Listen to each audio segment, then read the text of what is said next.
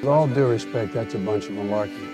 This is a bunch of stuff, deal. What does that mean, a bunch of stuff? Well, it means it's simply inaccurate. It's Irish. It's Irish. It is. We Irish call it malarkey. Thanks for the translation. No, Okay. We Irish call it malarkey. You know what this is? Yeah, and I reserve this word for those rare instances when it's truly deserved. This is malarkey. That's a bunch of malarkey. Direct from the King Spring Studios in beautiful Smyrna, Georgia. This is a bunch of malarkey. Now, here's your host, the incredible Charlie McMahon. If maniacs, zombies, aliens, monsters, and madmen are your line, then try this. Creep Phone, the phone number nightmares are made of. Call 1-900-909-CREEP. Creep Phone puts you in touch with the baddest of the bad. And now you can be a Creep Phone star. Record your own screaming monster madness. You may be heard by millions of Creep Phone fans nationwide. Call now. Under 18, get permission before calling. $2 first minute, 45 cents each additional minute. Welcome to the Halloween 2019 edition of A Bunch of Malarkey. Thank you so much for joining us, and thank you to Scott Shannon for our opening introduction, as he does each week. And thanks to all of you for making A Bunch of Malarkey have our best month yet. Each month, 15 months now, folks. Every single month, we've increased listenership, including October, and we still have a few days left, but we've already beat September. So every single month that we've been on the air, we've grown in the audience. Now that second opening, do you remember those 1-900 numbers back in the day? Well, I'm not talking about those, folks. I'm talking about the ones where you could call Santa Claus. And there were 976 numbers, too. I know in New York there were 976 and then whatever to track where Santa was. But I vaguely remember these. I stumbled across these 1-900 numbers for Halloween where you would call and they would tell a spooky story, as you heard in the intro. But I don't ever remember calling that. My mother would have killed me $2 a minute and $2 for the first minute and 45 seconds for the second one.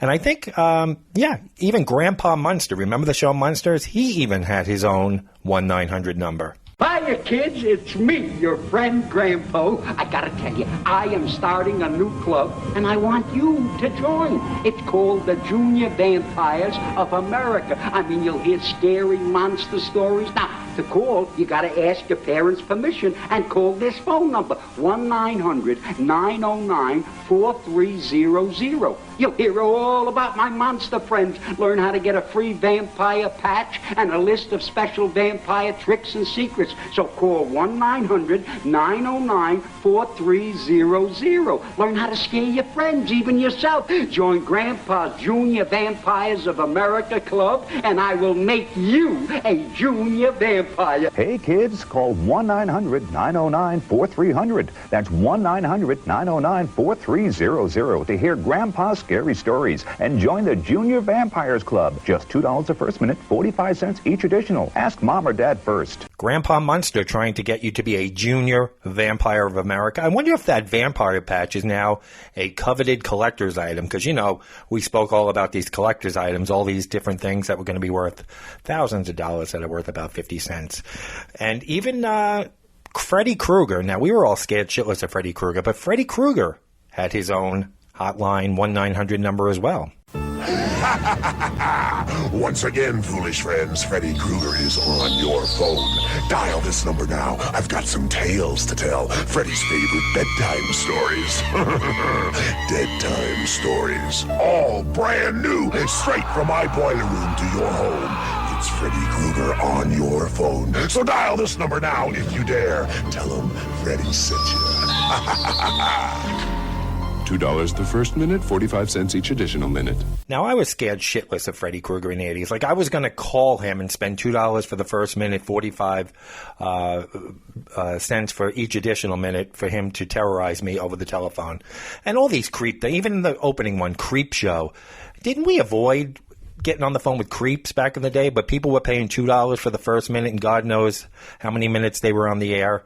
On the phone, rather, for those 40 cents, 45 cents a minute afterwards to talk to a creep on the phone. Isn't the whole idea is to stay off the phone, keep creeps off your phone. But anyway, those are some 1-900 Halloween vintage commercials from back in the day, back when I was just a young lad.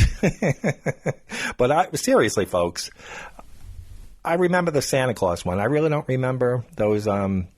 I remember vaguely seeing the commercials, but I never called any of those Halloween ones. But we did call the Santa tracking one, the 976, whatever it was. But now you do that online, NORAD and the whole thing. So it's not the imagination anymore. You get to see it interactively where he's flying. But Halloween was a whole nother story. So we never really I was never a big Halloween fan. I'm still not, never was as a kid. But I want to get in the spirit today for you, being that Halloween is coming up in just a few days. Now, speaking of Halloween, did you guys hear about this Bed Bath & Beyond blackface jack-o'-lantern story? Bed Bath & Beyond had to pull some of its jack-o'-lanterns after getting complaints that they resemble blackface, according to reports. Community members in Nyack, New York, noticed 3 jack-o'-lanterns outside the offices of Fierick, Nugent, and McCartney, which are attorneys at law in New York. They had a nice little fall Halloween display window there. The pumpkins were painted black and had faces on them drawn in chalk. 2 days later, the local news station reported the jack-o'-lanterns were gone. We purchased these jack-o'-lanterns from Bed Bath & Beyond specifically for the purpose of including them in our holiday display and took them down immediately upon hearing the concerns raised in the neighborhood, said Mary Marzola, who is a partner at that law firm. We are a community law firm, work for the local community, and have championed the cause for many people who have suffered improper treatment by others, and we will continue to do so. NAACP Regional Director Wilbur Aldridge said the issue was with the color of the paint, not the color of the pumpkin. So he was okay with the black pumpkin. He said he could care less about the black pumpkins. I think he means he couldn't care less about the black pumpkins.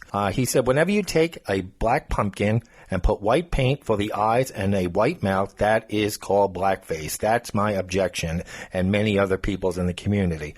Many black people find blackface offensive. I don't know how people don't realize people are going to be offended by blackface. Marzola and her associate at the firm, Alak Shah, wondered why the decorations didn't raise eyebrows at Bed Bath & Beyond, where they were purchased. A representative for Bed Bath & Beyond said the pumpkin in question, which were only available online, have been removed from the store. A similar black pumpkin is still available on the site and can be personalized with letters, but not with blackface with faces. This is a sensitive area, and though unintentional, we apologize for any offense caused, the representative from Bed Bath & Beyond said. We immediately removed them from the for sale. So, blackface pumpkins, folks, are we taking it too far? I'll post a picture in the comments, the show notes of what they look like. They're basically, instead of orange pumpkins, they're black, but their eyes are white in the mouth, and it does kind of look like blackface, but I think people are taking things a bit too far. So we have a lot to cover today, so why not jump into our favorite segment? A bunch of malarkey. Mutant of the Week. Now here's Charlie. All right, folks, based on your votes, in a landslide last week, the Panty Plunderer, the man who went in his grandmother's panties for $10, he beat SpongeBob Subutex, the guy who was screaming that SpongeBob stole his paperwork when he was arrested and that God was going to launch battleships and all this. It was an 82 to 18% victory. So the Panty Plunderer wins in a landslide, and he is our mutant of the week until one of these two very hilarious nominees steal the crown from him. So our first nominee, guess where we're going, folks? We're going to Florida, where a Florida man admitted he did stupid stuff after he sexually assaulted 2 stuffed animals in a Target store. The suspect, Cody Meader, M-E-A-D-E-R, started his bizarre sex romp with a stuffed animal from Disney's Frozen, then moved onto a stuffed unicorn around 2 p.m. this past Tuesday, according to Pinellas County, Florida authorities. Meader proceeded to select a large Olaf stuffed animal and began to dry hump it, then went on to ejaculate on the stuffed animal before placing it back on the shelf, according to the police report. He reportedly selected Olaf from an assortment of Frozen characters before throwing it on the floor and doing the dirty deed. The 20-year-old suspect then selected a large unicorn as his second partner of the afternoon and allegedly dry humped it too. Cops charged the hulking 6'2", 220-pound St. Petersburg man with criminal mischief. They estimate the damage done was less than $200. In the police report, it did not indicate alcohol or drugs were a factor, though they checked the unknown box when asking if there was any indication of a mental health issue. Meter's father reportedly told arresting officers that his son has a history of this type of behavior, so he's probably had many stuffed animal sexual partners over the years. Cops said the suspect confessed he's done stupid stuff and that he had nutted on Olaf. The merchandise could not be resold and was destroyed due to the circumstances, the police report said. So let's call him out of Florida, the Florida Frozen Fucker. So we got the Florida Frozen Fucker as our first nominee because he likes those frozen dolls. So he's our first mute nominee. He's going to be tough to beat. But believe it or not, we have someone just as bad. From Chicago, we're going to Illinois. What a crappy charge. An Illinois man named Key, K-E, Hugh, H-U, Key Hugh, he's been charged with smearing feces on multiple parked cars last summer. The Chicago resident was busted last week after cops fingered him as the suspect wanted for using feces to deface vehicles and storefronts during a June spree, according to the Chicago police. Hugh, 46, was charged with 1 felony count of criminal damage to property and 9 counts of misdemeanor criminal defacement of property and 1 count of misdemeanor criminal damage to property, according to the Chicago police. One of the victims, named Tony Wu, took photos of his vehicle after the vandalism. Tony Wu said, "I saw the front windshield and the right passenger door handle just underside the handle and front windshield. No, it didn't smell. I'm glad for that, honestly." Wu then posted photos of his messy car on social media to alert others. The reaction was unsurprising. A lot of people were just grossed out and said, "This is disgusting and who would do such a thing," said Wu. Hugh allegedly donned white gloves while toting a brown paper bag full of feces while skulking through the South Side Chicago neighborhood during the early morning hours, according to reports. He targeted parked cars and at least one storefront, said the Chicago police. Hugh was released on his own recognizance and placed on electronic home monitoring, according to county records. So let's call him the Chicago shitstorm, the man who went around spreading his feces all over cars and storefronts around Chicago this past summer. He's been caught. So we got the Florida Frozen Fucker against the Chicago shitstorm. So what a battle we have this week, folks. Make your voices heard. Our poll goes up every single Tuesday morning bright and early before you're even up for work, and it will run through Saturday, sometime late morning, midday. 5 full days to vote. And so go there, go to our Facebook page and do that. Share the poll and let your friends know about our two big, the Frozen Fucker and the Chicago shitstorm. So I want to keep in the spirit of Halloween, folks. Now, would you want to know if a house was haunted before you purchased it? Well, depending on what state you live in, you may or may not have that disclosed. So it's a tale as old as time, folks. Newlyweds, they visit an open house, they fall in love with the house, or just any couple. They fall in love with the house and they think it's going to be their dream home, and only to find out after they buy it that it's haunted, that strange things are going on in the house that weren't disclosed to them before they made the purchase. Most states require sellers to make certain disclosures regarding material facts about a property's condition. These disclosures include physical defects known to the seller. For example, inoperable doorbell, a foundational crack, or seepage must be disclosed to a potential buyer so they can make an informed decision about whether to purchase a property. In some states, physical defects are the only required disclosures. In others, sellers must also disclose emotional defects. Properties with these attributes are called stigmatized properties by real estate professionals. Emotional defects often include prior murders or suicides resides on the premises, nearby homeless shelters, reports of paranormal activity, and nearly anything else that can be made that can make the house less desirable. Up in Massachusetts, property owners are under no obligation to disclose psychological defects. In Virginia, emotional defects need only be disclosed if those defects also affect the property. For example, a friendly or unfriendly ghost wandering the halls would not need to be disclosed. However, bloody handprints that cannot be washed off a ceiling or lights that inexplicably turn on every morning at 3:15 a.m. are defects that require a disclosure. In some states, the manner of death affects disclosure requirements. Property sellers in Texas needn't disclose nonviolent or accidental deaths that took place on their property, but one or more violent deaths, like a massacre perpetrated with a chainsaw, would necessitate a mention. California also requires emotional defect disclosures, but only if it has occurred in the past 5 years. So the murder-suicide of star-crossed lovers that occurred in the 1920s don't have to be mentioned. But the fact that a black cat walks through bedroom walls every full moon should be addressed. Neither Pennsylvania nor New Jersey considers a prior murder or death in the house a material defect, as it does not actually affect the flesh and bones of the house itself. Similarly, in North Carolina, though property owners are required to furnish a disclosure statement, there is no duty to disclose whether a property is stigmatized or not. However, when a prospective buyer asks about supernatural occurrences or whether the house is haunted, a seller cannot lie. The most famous legal case regarding this issue was Stambowski versus Ackley.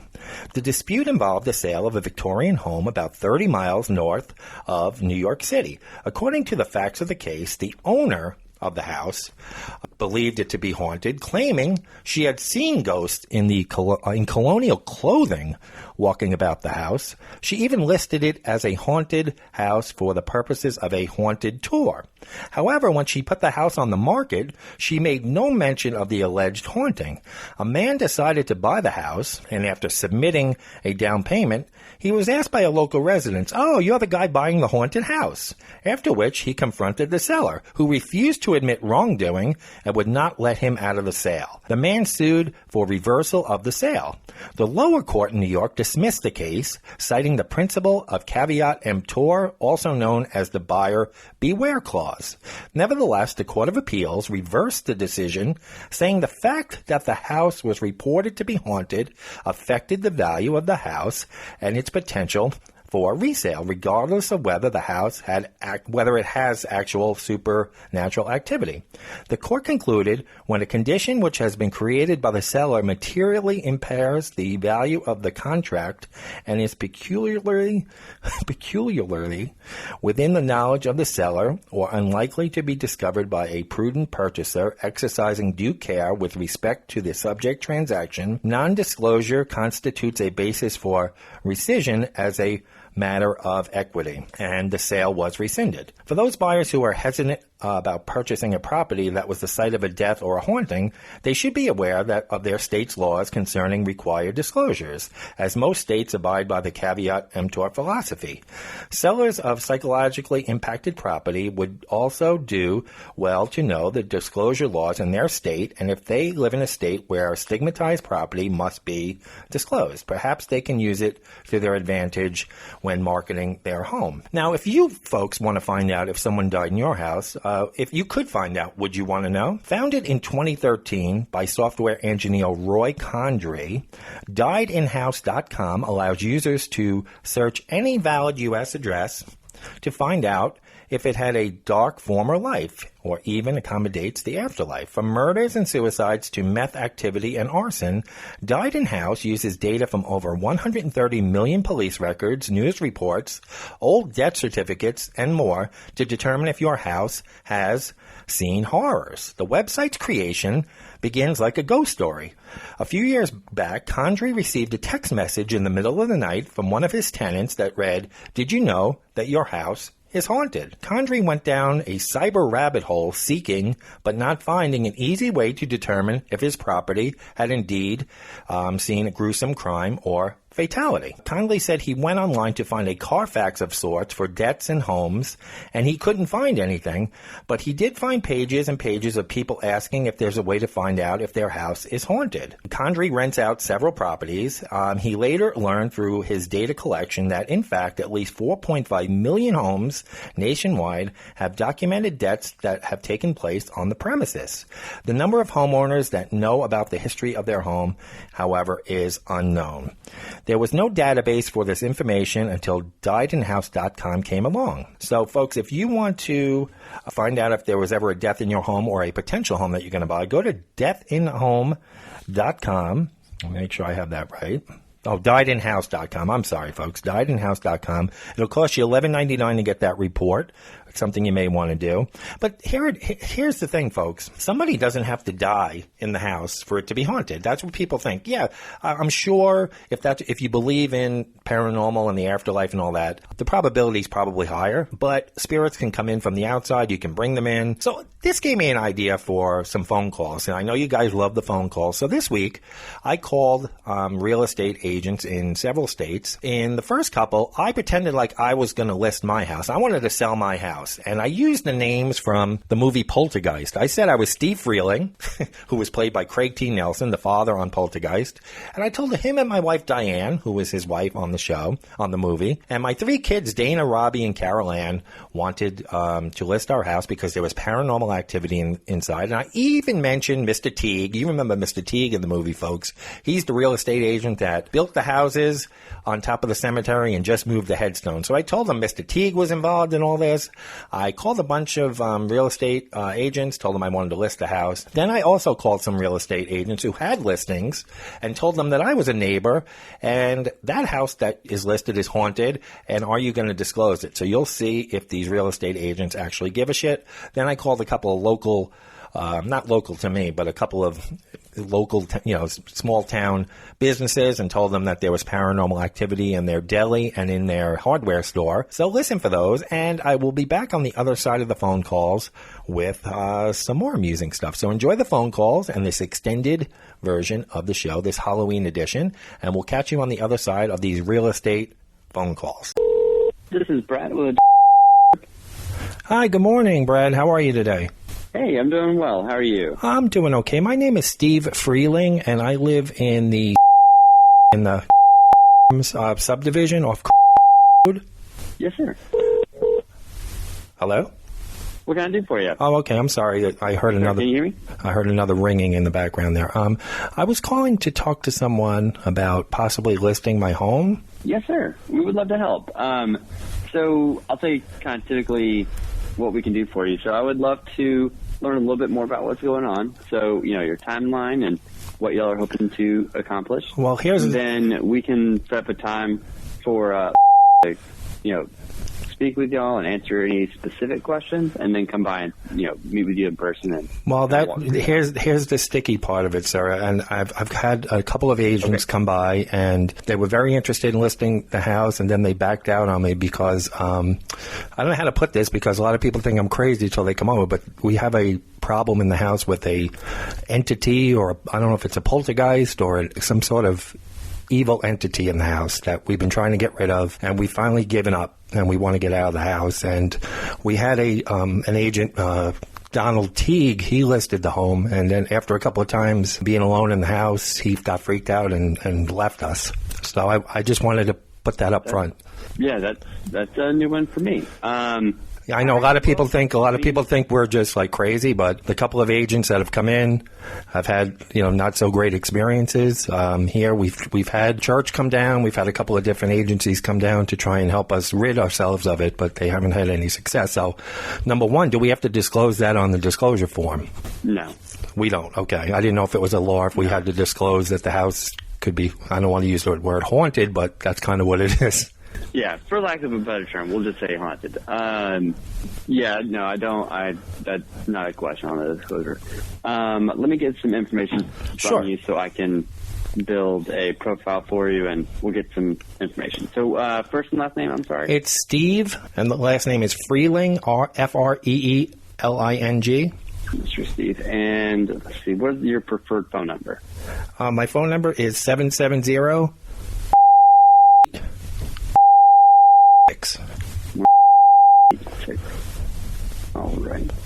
Now, is this something that like going to freak you guys out, or? Well, I mean, you've never had experience like with all the history here in the area, like anything like this, like any. I mean, so I'm not to minimize what's going on because clearly it's corroborated by a lot of people. It's not necessarily something I personally believe in. Okay. I definitely understand that people definitely do, and there's. I didn't believe in any of this. I would watch these things on TV and be like, "Oh, that's just people." But let me tell you something. We've been in the house for 2 years, and it started right away, and it's just gotten worse and worse and worse. And we've had people over for dinner parties and stuff, and they've had experiences in different rooms. And so I knew I wasn't crazy then. And my wife Diane, she knows. She's the one who first started noticing it. We have 3 kids, and they've been exposed to it. And I just don't think it's a good atmosphere for everybody anymore. Yeah. No, absolutely.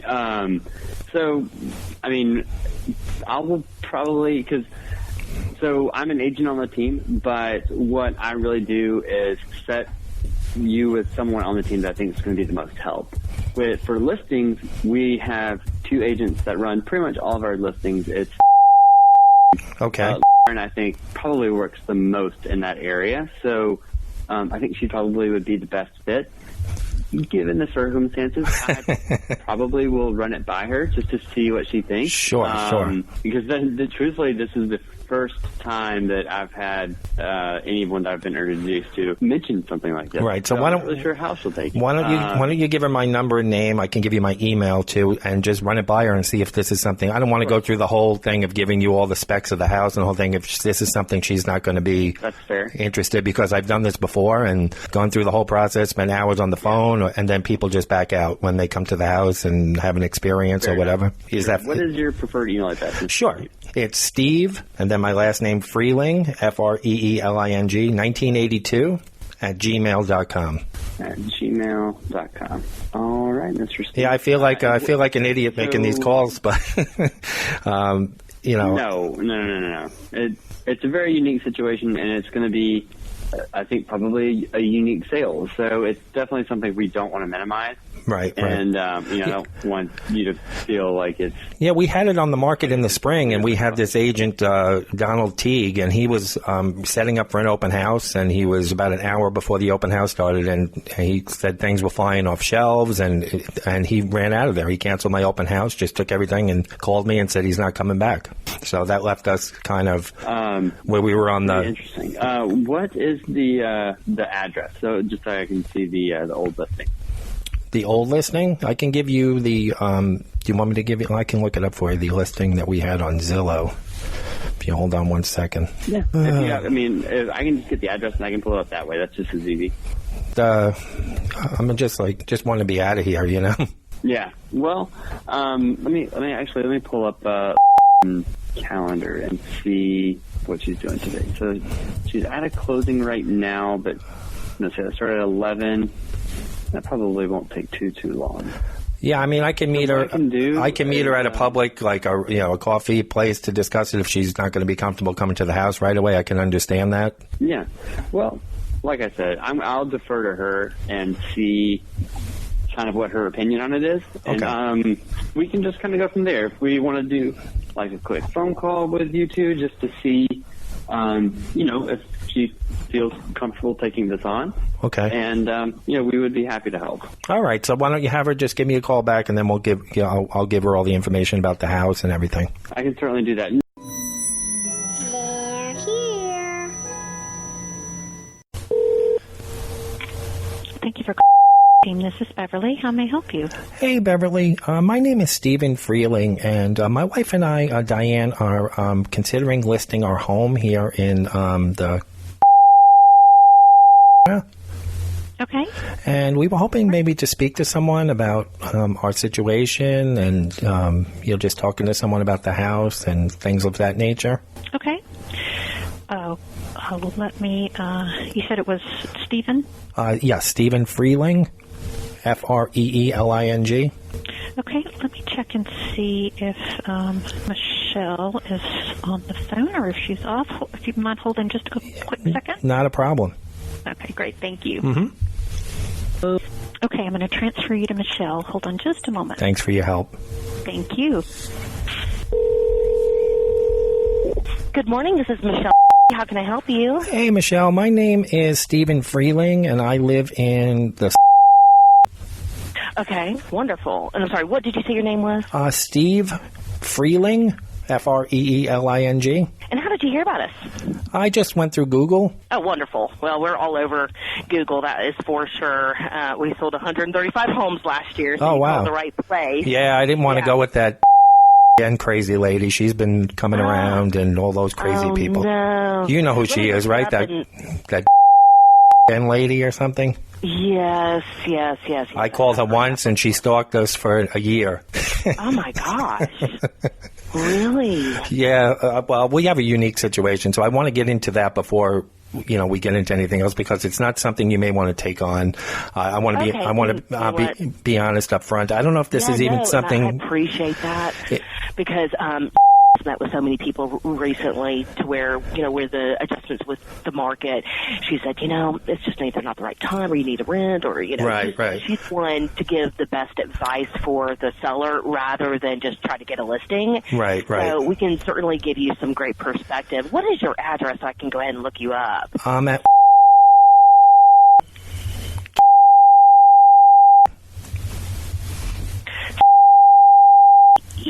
Yep, and we bought the house in August of 2016, so we've been here about 3 years now. Okay, great.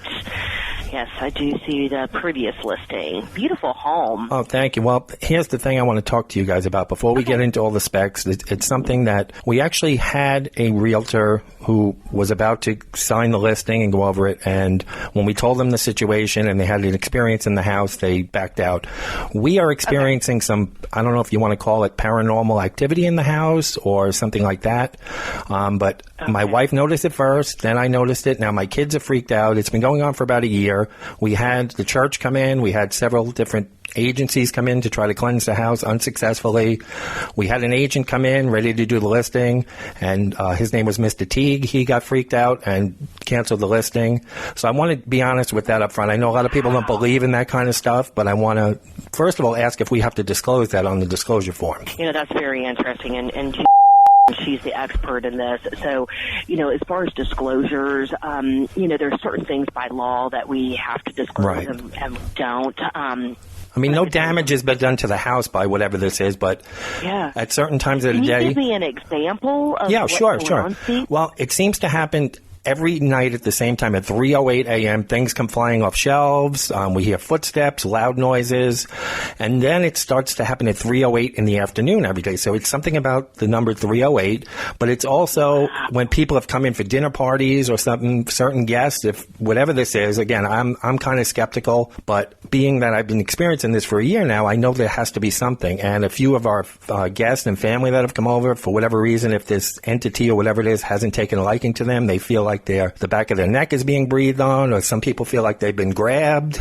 And it's just been, we can't have people over anymore, and it's been, because we don't want to freak out. Oh my gosh, how life-changing is this? Yeah, and again, I'm the biggest skeptic there is. I watch these movies and I go, I laugh, this could never happen. But when, I have 3 kids, 2 girls and a boy, and they've experienced a lot of trauma at night. And, I love the house. We love the area. And we looked up the history of the house. The house isn't that old, but it doesn't, from what we've been told by experts, the house doesn't have to be old for it to have something in it. It could be brought in. It could be something with a year. It's 2003 it was built. So, is it? You think it's something with the land, or did you do any research on the land? Or? Yeah, we did research on the land. None of my neighbors are having any problems. They actually think we're crazy. Although one neighbor says at night they see the lights in the house flickering on and off, and stuff which we've actually never noticed until we put cameras on the outside, and now we see that. So I know we're not crazy, but when we call real estate agents and realtors to try to list a house and we tell them this, a lot of them just think it's a prank call and hang up on us, or they don't want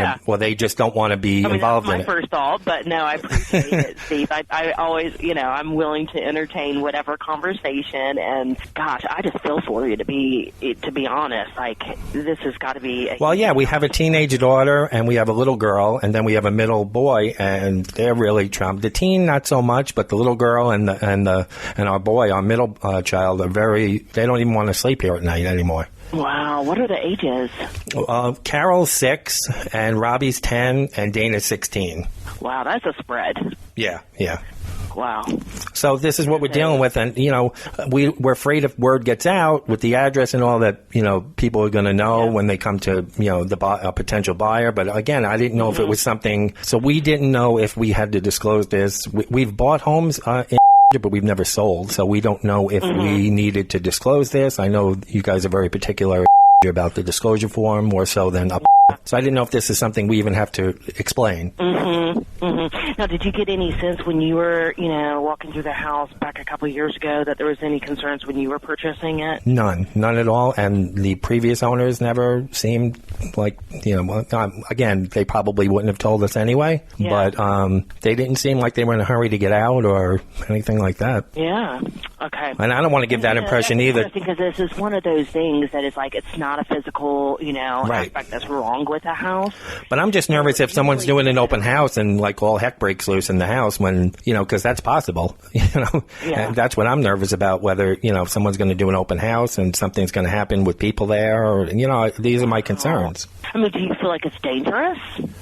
I don't think it would, kill or harm anybody, but I think it wants attention to let people know that it's there. I could tell you that. Yeah. It's never attacked anybody in the family or hurt anybody, but it's more of like letting its presence be known. Wow. I don't know if I'm freaking you out either, but I just want to be honest about everything. I mean, it's interesting because I've looked into this kind of stuff myself, and I appreciate your honesty. And, I'm trying to, grasp my mind around the disclosure aspect of it because, I don't see that it's a physical, there's not anything wrong with the house physically. So it's one of those things, like, obviously, if it was something that was a physical, damage to the house, let's say you had a fire or something like that, then you have to disclose that information if you have that knowledge. Because you need to inform, that's just a law that you have to do, and once that's disclosed to us as agents, we have to disclose that. Sure. But when it's a non-physical aspect of the house, I'm thinking that... No, it's just our belongings that get tossed around, furniture sometimes, books, stuff off the shelves. We've had a lot of, glass items get broken, and, we'll just be sitting watching TV sometimes, and we'll just see stuff fly off the bookshelf next to the TV, and, there's nobody there. And it's always at 3:08. Well, it's always, you can bet on 3:08 every morning and now in the afternoon, but it does happen at other times, but the most intense is at 3:08. You could set your alarm to 3:08 every single morning and afternoon. Wow. Yeah. That is really interesting. I think the best thing for me to do in this case is, is our, lead listing agent. Right. She's an owner of our company, and I think what's important is that I talk with her. I'd love to have her out to see the house. And, right, and like I said, if she would rather meet at like a Starbucks or something just to talk before going, I understand if somebody doesn't want to go right into the house right away, or if she wants to bring somebody with her. I totally get that. And she's a pretty strong individual. Okay. And she's very much of an outside-of-the-box thinker. So she has had very, challenging listings that we've had to, take different approach with. Okay. Not the standard approach that you would need to. And even at your price point, and I mean, this issue aside, half the property, half the listings are failing just because of the fact that, the price point is yielding not the results currently. So, it is one of those, it's one of those situations where you really have to, be, thinking in a different realm to begin with. How can we bring the right buyer for this demographic and for this price point? But then in addition to that, you have to make sure that you're, meeting the needs of the client. Sure. And, working around the, restrictions they have. And it sounds like there may be some, I like to say challenges or restrictions in this case. Well, we don't want to cut and run at, at a third of the price or anything, but we're willing to, without making it obvious, kind of, lower the expectations of what we would get for the house, just so my kids can get back into, they're not doing well in school right now because of this, because they're not sleeping at night. So I want to get them, my biggest plan is to get them situated so at least half this school year is in a good environment and where they're not dealing with this every night. I've even thought of having them stay with their grandparents while we sort this all out. But I really want to get them settled in a new house. And again, I'm not looking to give the house away for $100,000 or anything, but I am willing to be flexible. Yeah, I mean, you bought the house. You definitely, you've invested in it back 2 years ago. Right. So it's definitely important that you get, what you need out of it as well. Have you guys move on with your life? I mean, this is a pretty historic area. I'm aware of that. Have you guys ever had any situations in any of the surrounding areas with anything like this, or even mildly like this? Yeah, I haven't personally heard of anything myself. Now, it doesn't. Hasn't run across it. Okay. So what I'm going to do is I'm going to get with her and I'm just going to talk with her kind of on the side, Okay. Off the bar, and just kind of have a conversation, just kind of feeling her out, seeing what she thinks about this. And, what I'll do is I'll give you a call back, because what I'd like to do is set up an appointment to have her come out to the house and meet with you, Steve. Right. Just make sure it's not at 3:00 in the afternoon. not to make fun of you light of it, but, we'll have to do it. That is funny. Well, I'm glad you have a good sense of humor about it. Well, if you don't at this point, you'll drive yourself crazy. Yeah, no kidding. Absolutely. Well, let me make sure that I have the best number to reach you back, Steve. What is the phone number? Sure, it's 770.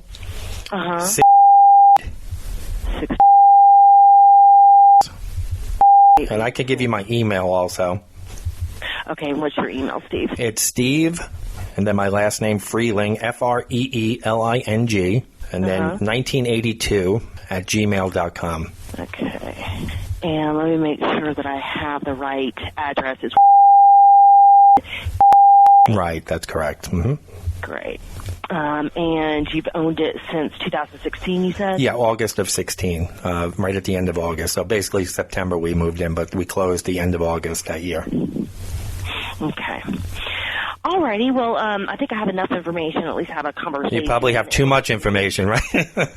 Well, no. I mean, I'm glad. I always appreciate when someone, is very upfront and transparent, because it does help us better sell their house. Right, and I wouldn't want you guys to, get the listing and then have to deal with something that you're uncomfortable with and be in the house by yourselves or whatever. I want to make sure that you guys are comfortable with that before we proceed, Yep. No, I get you. So your last name you said is Freeling? Yes, Freeling. Okay, great. All right, well, let me look into this a little bit further for you, and I'm going to see what I can do about getting an appointment set up for you, and I will give you a call back this afternoon at the latest. All right, I appreciate it. Thank you so much for your understanding and not thinking I'm crazy. Yeah, absolutely. Of course. All right, take care of yourself. Thanks, you too. Bye-bye. Bye-bye.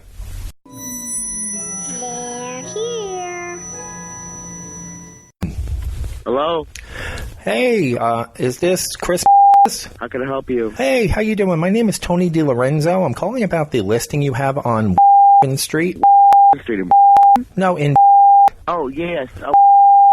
It is available. Okay, it's been on the market for a few weeks, right? It actually went accepted offer, and we were under contract, and it came back on the market.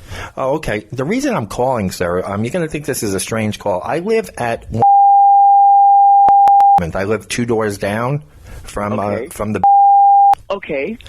And I recently read in the news that you guys have to disclose if there's like a haunting or a poltergeist or whatever in the house, and they've had problems with that kind of stuff for years in the house. And I was just hoping that you guys were going to let the new, anybody you're selling the house to, let them know about this.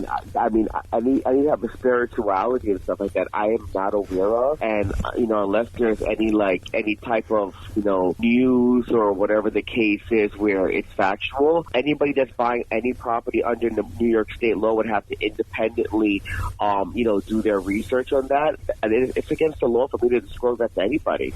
Well, they've been having problems for years where they've been running in the middle of the night to the neighbor's house, including our house, where they've had real frightening experiences in the house. And I was just concerned that they're going to sell it to someone like with little kids and they're going to have the same problems. But this has been going on for at least 5 years now, where they've been having a lot of problems in the house with that kind of stuff. And I'm not a big believer in it myself, sir, but I just thought I would bring it to your attention because I don't know if you have to disclose that or not. No, apparently, no. Not that I have to disclose that. I'm not allowed to disclose that. Even if somebody passed away in the house, I'm not even allowed to disclose that. Well, I thought in New York you had to. Well, if there was a murder in the house, absolutely not. I mean, I'm not. That's not information that I've had back to you. That it's been proven to me that I've actually seen documentation. And if anybody is right by the house, they have to independently do their research on it. And if there's something about the house, even as far as the school zone, I am not allowed to disclose that by New York State law. Oh, I thought that the new law stated clearly that any type of a haunting or poltergeist or anything. No, absolutely not.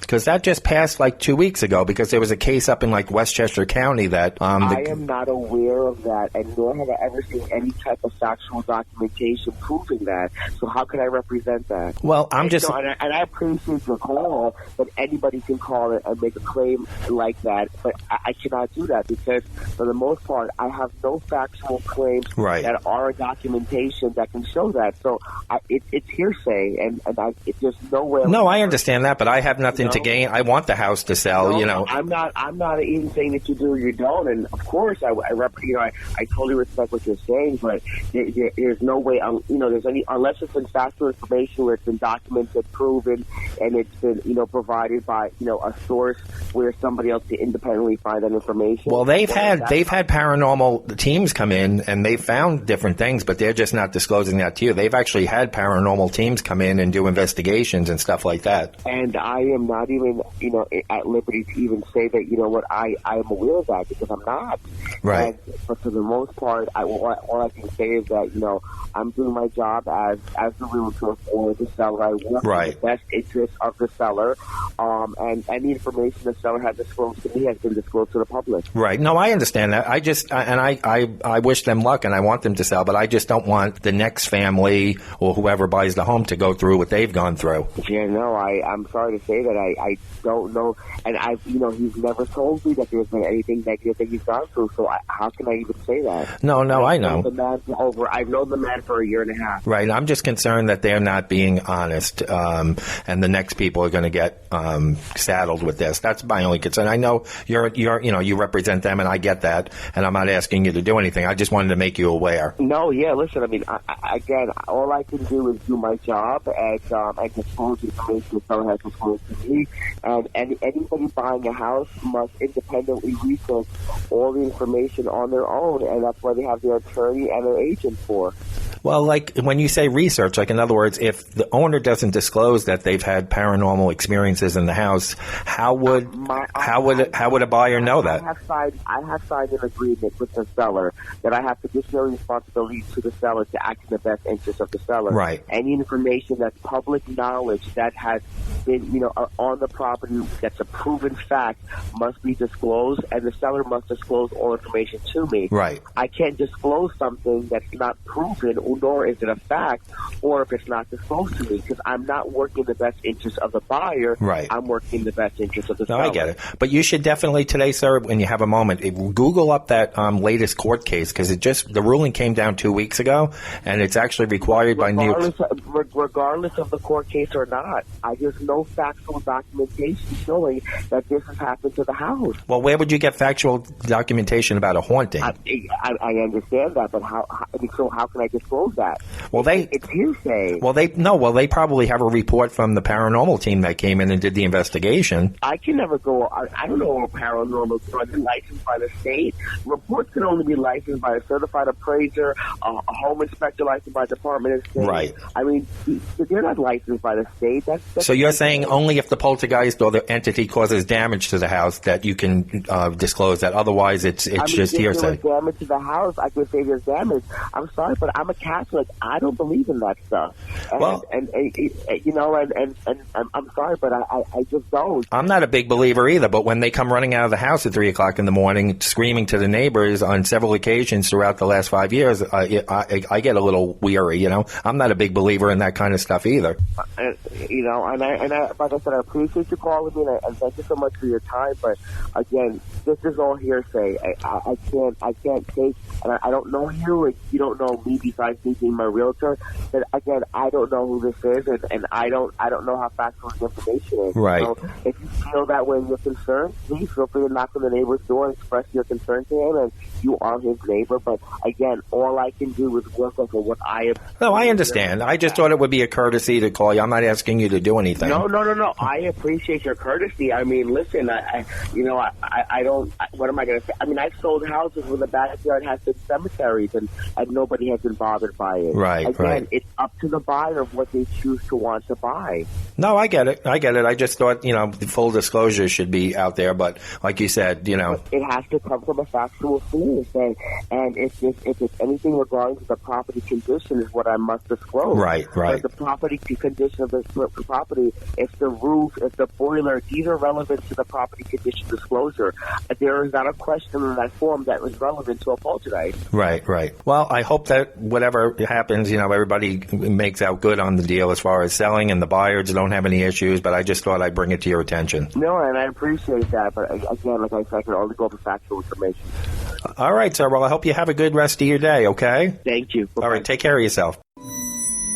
They're here.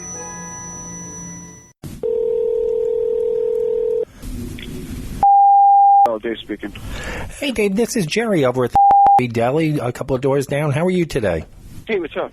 I'm just calling. You're going to think this is a strange call, but have you guys been having any issues inside with, vandalism or anything like that? Inside? No, not that we have. Because you're going to think this is crazy, but about 3 weeks ago, we've been coming in every morning to open up real early in the morning, and we've had all the potato chip bags, all that kind of stuff on the floor all over the store, and we have the cameras inside, and when we reviewed the cameras... You know what that is. You know what that is, right? What? Mice. Hello? Mice. No. We have it on tape, and the stuff is the stuff is just flying off the shelves on its own. Now, I don't believe in these ghosts or paranormal or anything like that. So after a few times, we let it go, but it kept happening. And lunch break. I got to come over there and take a look. Yeah, I have the tapes, and we called in a paranormal team last night to come in and... Really? I know you're going to think we're totally crazy over here, but this... No, hell no. And I'm on it. And they actually picked up a lot of... they use those electromagnetic readers and all that kind of stuff, and... They found a strong presence, and when they walked along the sidewalk, they said the epicenter of it was coming from your store. Have you had any weird things in your store? No, but I got to tell you a story later. You've had something happen to you in the store? Yeah. All right, so this is not... I'm not crazy then. No, I wouldn't say yes and no, but I would say leaning more toward yes, it could happen. Okay, yeah, because I've never had any experience with this. I'm not a believer in any of this until it started happening, and we had to clean up every morning, and I watched the tapes every day, and I'm like, something's not right here. And I'm sorry, what was your name again? Jerry. Jerry. Are you on speakerphone? No, I'm talking on my regular landline. Oh, okay. There must be this phone here. All right, yeah. Let me. I'll come over there during lunch break, and I want to take a look at this. Yeah, I want to hear your story too. It sounds like an interesting story. So everything's okay over there? You haven't had any? Yeah, no, nothing. I mean, no. I mean, I'll talk to you when I see you. All right. It's just strange that they said the center of it's coming from your store. Huh. Yeah, that's weird. All right, I'll swing over there later. All right. We'll see you in a little while. You got you. Okay. Take care. Bye-bye. Bye. They're here. Deli. Hey, how are you? This is Dave from Hardware, a couple of doors down. How are you today? Good, Dave from Hardware. How are you? Okay. Is there a manager or someone I could speak to? I have an issue I have to discuss with nothing about your business or anything, just something that's happening over here. Okay, let me find somebody for you. I appreciate it. Hold on, Dave. Hello?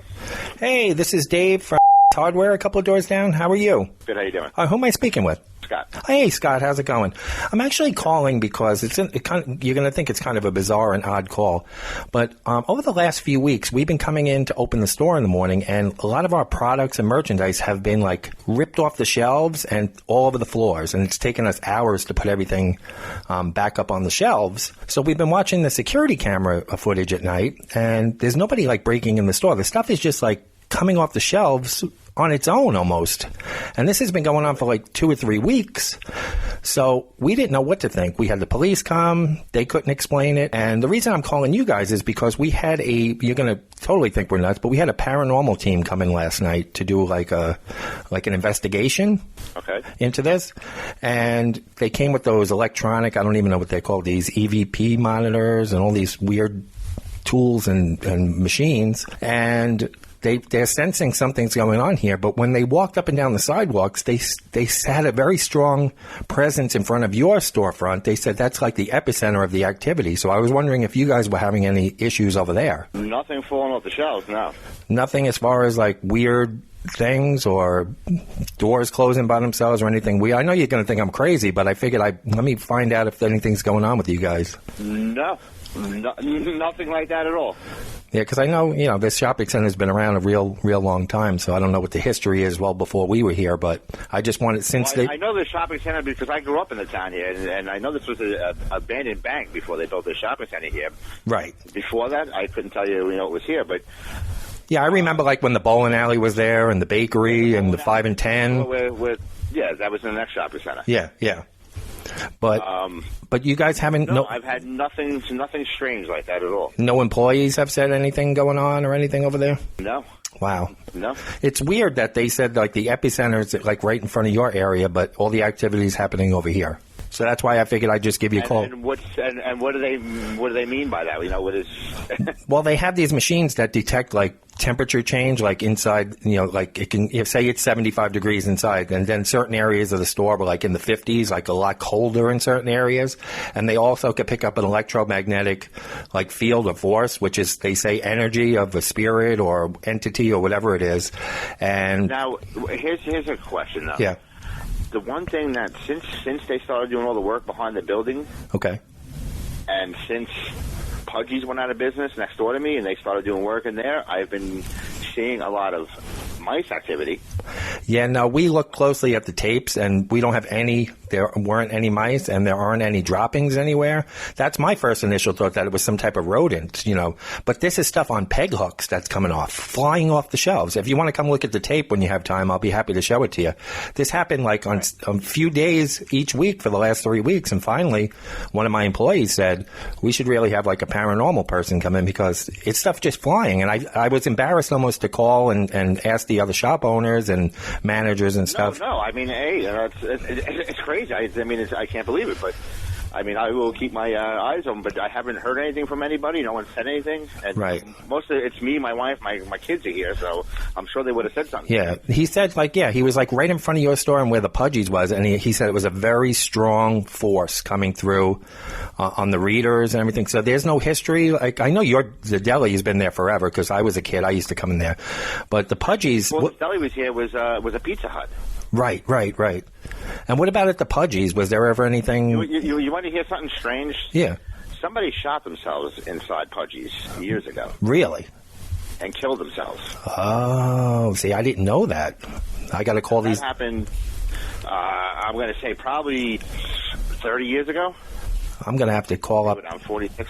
Yeah, maybe about, between 25 and 30 years ago. I'm going to have to call up these guys and let them know. Maybe it wasn't your store. Maybe the reading was coming from next door to you. Wow. That just gave me chills. All right. Pudgy's, I'm going to write this down. Yeah, because the story was there was a girl that worked there. Mm-hmm. And she had a relationship where she slept with this one kid, and he thought it was something more than that, and she thought it was just a one-night fling, and he went in there and blew his head off in front of her. Oh, my God. Yeah, I think, now that you mention it, I remember vaguely remember something like that, but I didn't know it was at Pudgy's. Yeah, it was Pudgy's, yeah. And that was so maybe that's where... before I owned the store. Right. So I'm going to say 25 years ago. Wow. Okay. Yeah, I remember I can remember your deli when it was good. I think it was called or something. Yes, that was in the other shopping center. Yeah, Yeah. That's when it used to be in the other shopping center before they moved it over to here. Yeah, and I remember Bakery used to be over there, and the 5 and 10 and all that. Yeah. 5 and 10. There was dry cleaners. Right. Yeah. That's going way back. But yeah, I don't remember the Pudgies thing. But now that you're saying it, I kind of remember reading something about it in the news.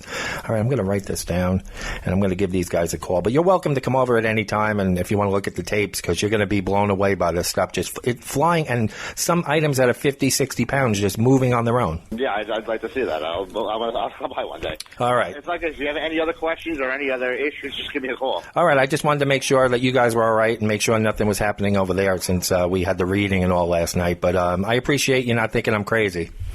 No, not at all. All right, thanks so much for your help, Scott. All right, thanks a lot. All right, bye-bye. Bye. They're here. So as you could see, these real estate agents don't really give a shit. They just want to make money. They're willing to go into haunted houses. They're willing to sell someone a haunted house without disclosing it. They really don't care. It's all about money.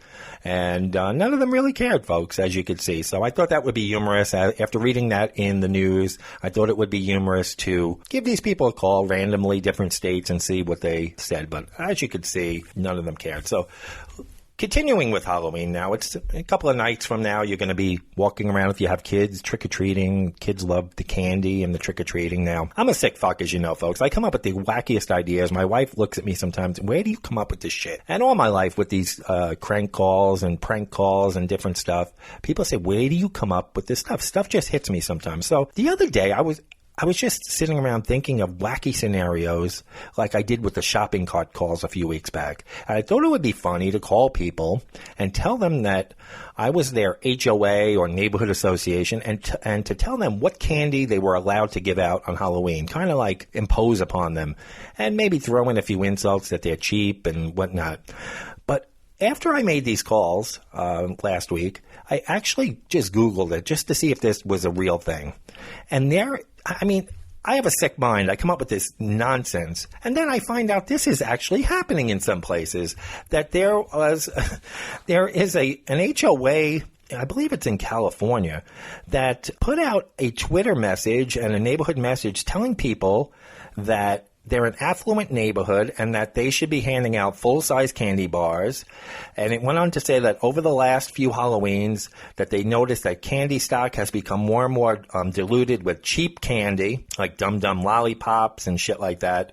And it tells the residents that standard or full or king-size candy bar is the standard they want to set, telling the residents what they should give out. Don't give out cheap candy. And I'm saying to myself, I'm a sick fuck for coming up with this comedic stuff. The fact that I made these calls before I read this story and that there's actually people out there dictating what people should hand out for Halloween was mind-blowing to me. I said to my wife, I said, do you remember those calls I told you I made about the people giving out cheap Halloween candy? Yeah. I go, there's actually a story about this. This HOA is telling people what they can give out. So I call people, I can't say from the phone book anymore, you can, the online phone book, and basically told them that I was their neighbor a few doors down, made up a name, and told them that there was a neighborhood meeting. I'm sorry you missed it last night. Oh, what neighborhood meeting? I told them there was a neighborhood meeting. We handed out flyers, and I gave them the meeting notes and basically told them about kind of the same thing, about not handing out cheap candy and all kinds of neighborhood gossip. And I had a few people that told me all gossip about people, hung on the line for a while. One guy got really pissed off because I told him Now, I just made up names and addresses so there was no confrontation in the neighborhood. But it turned out I told one guy that Marie organized the meeting and he knew who Marie was. So that was just coincidence, folks. I wasn't pitting these people against real neighbors or giving them real names or anything like that. So I just want to let you know I wasn't that mean where the guy was going to storm out of his house and go fight with the neighbor or anything. So enjoy these calls about cheap candy, about HOA, neighborhood watch, looking over what people are giving out, and I'll catch you on the other side. Hello? Hi, may I speak with Harry, please? He's not in. Who's calling? My name is Tony. I live a few doors down. You? Okay. Who am I speaking with, may I ask? Linda, his wife. Oh, hey, Linda. This is Tony. The reason I'm calling is because I don't know if you knew we had a neighborhood meeting last night We sent out, we put notices in the mailboxes about a week ago. No. Oh, okay. I just wanted to let you know, because we didn't see you there, so I wanted to give you a heads up of what we talked about. It was like a safety meeting with Halloween coming up and everything. Okay. And we wanted to let you know about the Halloween candy. Do you plan on doing trick-or-treaters this year? Yeah, every year. Yeah. No, I didn't get a notice. And wait, where do you live? I'm in the middle of the block. Where do you live? Are you on the other side of Yeah, on the other side. Exactly. You know where Dave and Evelyn live? Yep, I'm right near them. They were there. What's your last name? Di Lorenzo. Are you new? I don't know. I've been here about 4 years, my wife and I. Marie is You live on Evelyn's side? Yes. Mm-hmm. And you're next door? Next door, correct. Mm-hmm. Oh, okay. So I got We never met. Yeah, I got the duty of. They gave me a list of numbers to call, so that I got nominated to make the call. So I'm sorry you don't know me, and it's a strange call and everything. Because I would have went definitely. Because I was just looking at my ring, and there's somebody on last night posted 1 a.m. just people walking up and randomly checking car doors. Yeah, we've had a lot of that in the neighborhood, unfortunately. No, but they wanted me to call about the Halloween candy. If anybody's giving out Halloween candy this year, it has to be only chocolate. They said none of that cheap Twizzlers or the Nerds or anything. I don't know. I'm just reading off the notes from the thing last night. Just chocolate? Yeah, they don't want anybody giving out Twizzlers or that kind of stuff. I don't know, why they decided this, but they said only the good stuff, the Reese's and the M&Ms and all that stuff. Yeah. Okay. Yeah. That's. I think because they can lace the Twizzlers and all that stuff can make it look like you won't see it. Right. Saying as far as the drugs and whatever. Yep. Okay. And you've been in the neighborhood a long time, you and your husband? 28 years, yeah. Oh, wow. Okay. All right. Yeah, we know Dave. Dave and Patrick is Kyle's age. I have a son, Kyle. Right. Who's going to be 28, and my other son works in Saudi Arabia. He's 32. Oh, okay. So he's here back and forth every 6 months. But, 28 years. I'll be 29 in February. Oh, wow. So you're a veteran of the neighborhood. We are, and it's pretty good. I mean, I tell you, it's really, we've been lucky. Like a lot of crime and even like just the way their houses look, and everybody takes care of their houses here. So, because I walk a lot and ride my bike, and even on it really got very shabby looking. Right. Do you know? I'm sorry to interrupt. Do you know Michael? I forget his last name now. He's like 3 doors down from me. I don't know his last name. His wife, Debbie. No. Michael and Debbie? Yeah, because they're the ones who decided to have the meeting that put all the flyers out. And they claim that their house is haunted. This is what they were telling everybody last night. I don't know if it was just because it was a Halloween meeting, but they told me they had paranormal investigators in their house, and the house is haunted, and they've been having a hard time in there trying to get the spirit out. This is what they said at the meeting. I don't know how true it is, but I figured I'd throw that in there in case you knew them. No. So how long have they been here? They said they've been here for 25 years, but they're way down at the end of the block, so you might not know them. So even when my kids were young, that's when everybody, we're all out. But now as you get older and right. work, well, I just stopped working. But when you're working full time, it's very hard to when new people come in. I have no idea now that I'm home. So you're next door to Evelyn, and then this house is 3 houses down from you. Right. Mm-hmm. Yeah, they said Did Irene and Scott go to the meeting? Yes. Mm-hmm. I didn't get to see. I don't know what happened. I did not get the flyer. Maybe when they were handing them out, they just accidentally. That's weird though, because they said they canvassed and put it all in the mailboxes, but maybe for some reason. Well, they didn't put it in the mailbox because it's against the law. They put it on the outside of the mailboxes, so maybe it blew away or something. Okay. But you would have saw them on your Ring doorbell, right? You would have saw them come up to the door. When was this, though? I guess late September, like sometime in late September.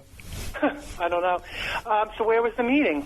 At Mike's house, Mike and Debbie's house, who handed out the flyers. And this is why they're telling us haunted stories in the house. And we were all like, we don't think we want to be here if you're telling us all this stuff.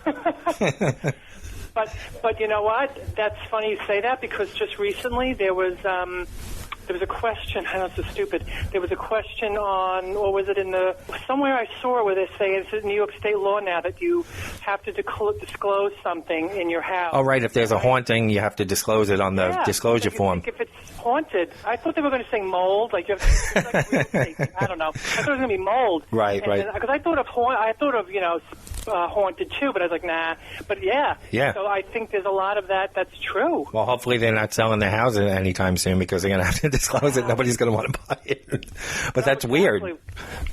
Well, like they have things happening in their house? Well, they claim that like stuff is falling off shelves in the middle of the night, and they're seeing kind of like a apparition type thing, and that it's freaking out the dogs.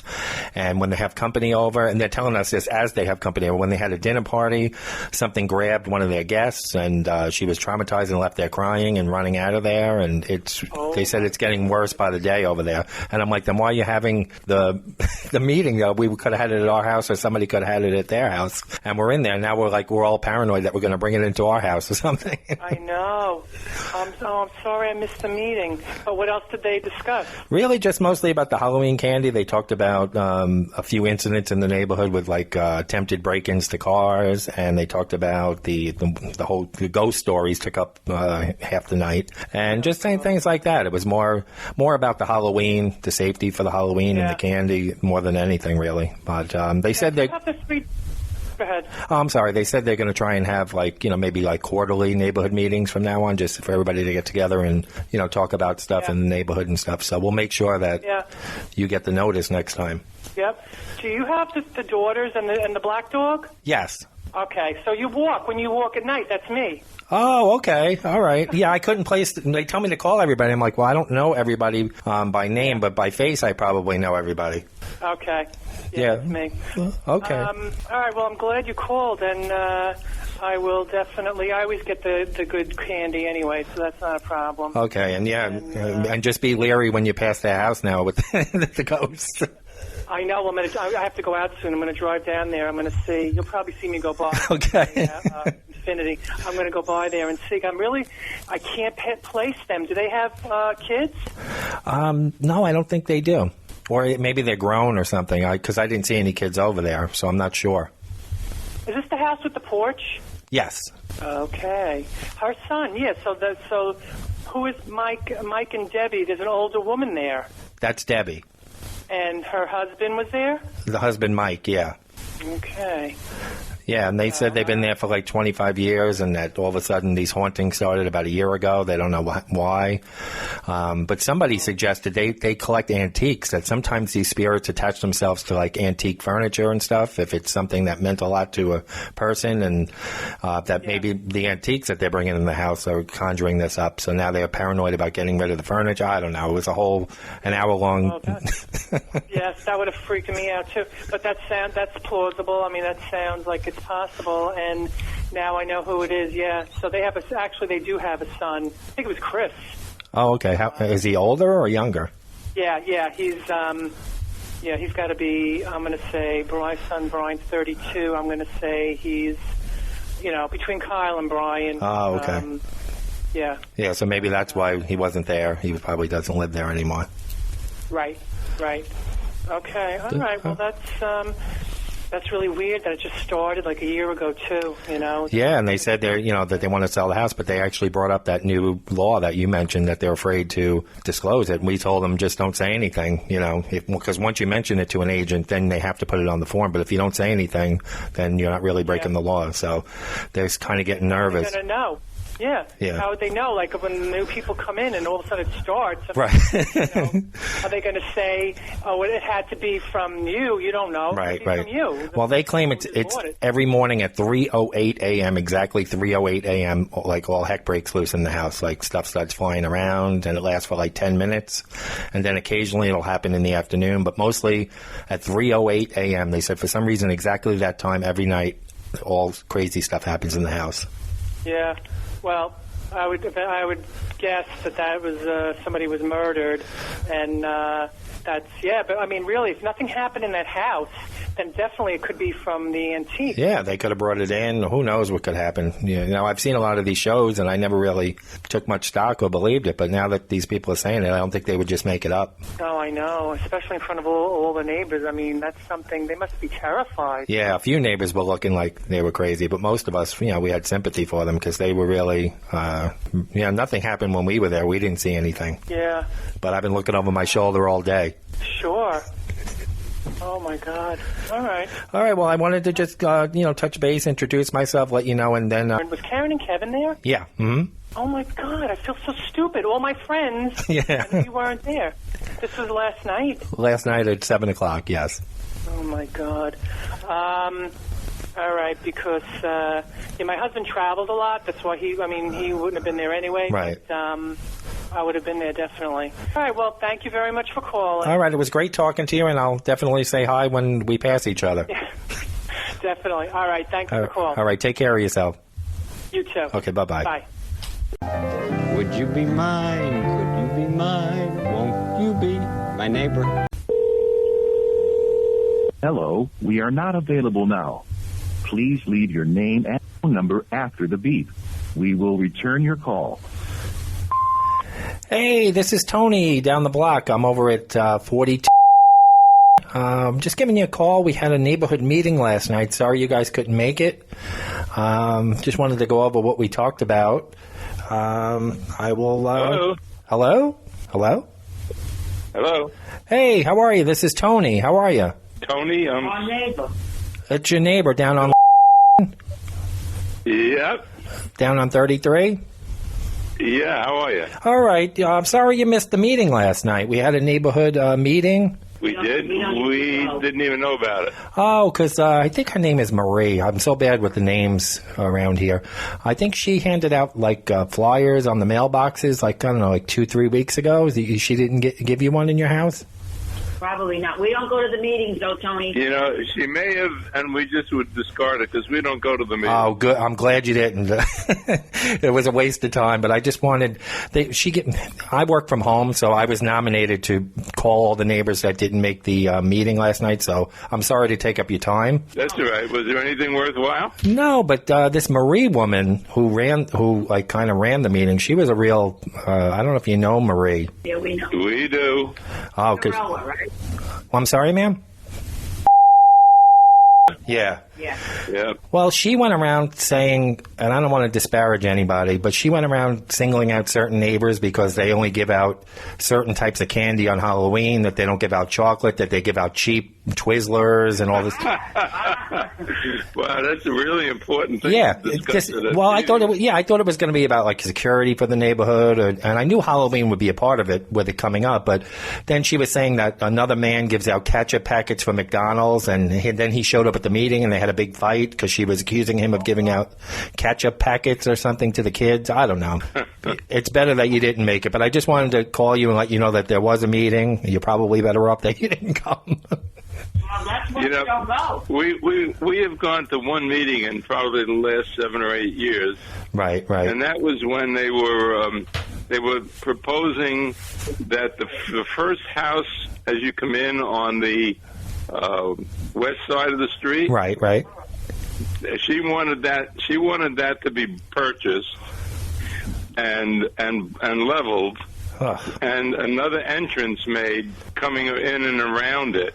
And, she was willing to spend, I don't know how many millions, $1 million or whatever, to buy the house, knock it down, pave all that area. And everybody said, why? Right. And this was Marie also? Yeah. See, I had never met this woman before last night, and she was a real character. Yeah, she owns the house down on the bay that looks like a hotel. The one at the end of the okay.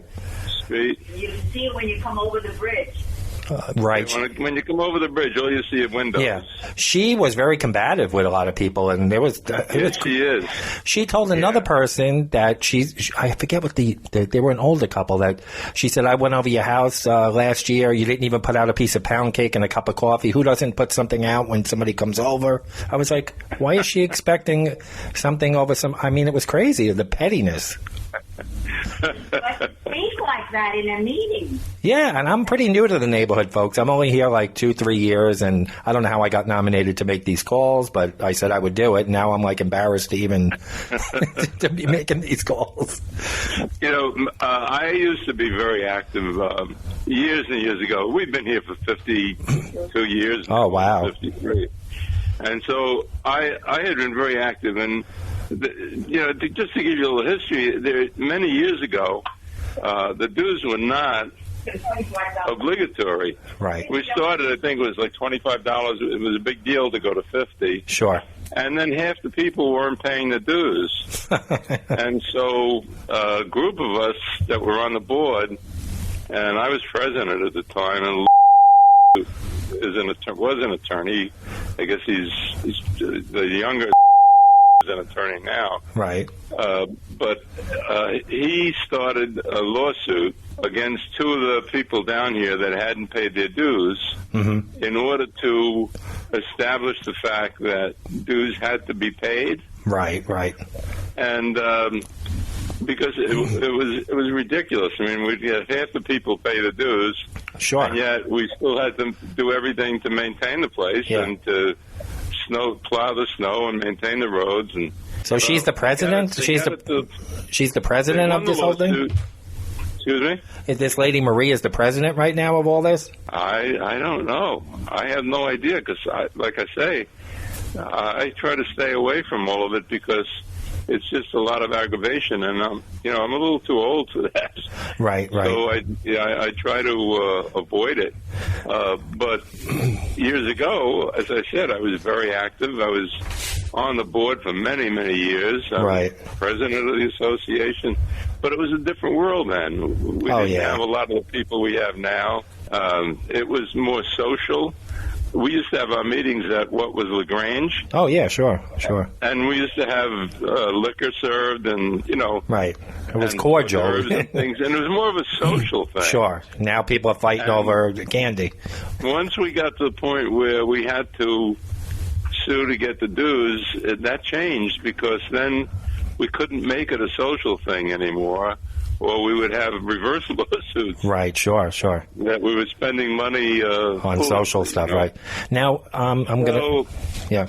That's just a little history, but it's to the point. Madeline and I we're elderly. Right. We try to avoid any aggravation. Sure. So we don't go to the meetings unless it's something really outlandish, like when wanted to buy the house and make a driveway. Yeah, this was my first one going. I've been here I don't really get too involved. I mean, I'm involved. I like to know what's going on in the community, but I don't really like to get involved in all this pettiness and stuff.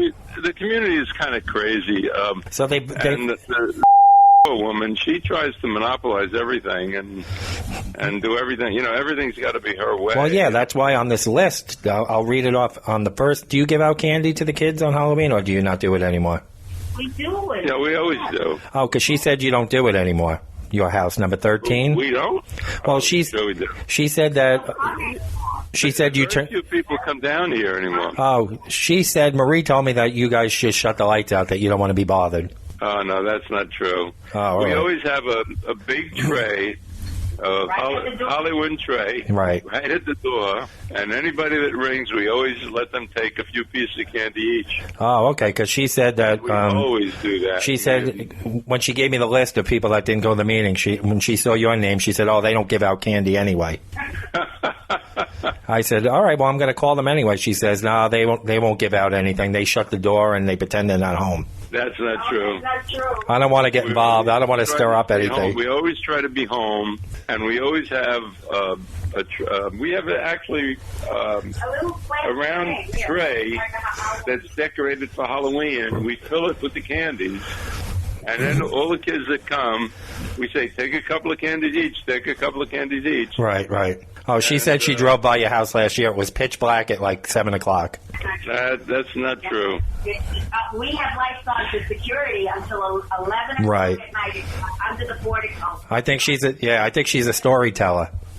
6 in the morning. I don't know where she got that from. But she said this year to tell you guys, whoever wasn't at the meeting, that if you're going to give out candy, it has to be chocolate candy. You can't give out any cheap Twizzlers or non-chocolate candy, she said, because we're a high-class neighborhood and we don't want to look like a bunch of hobos.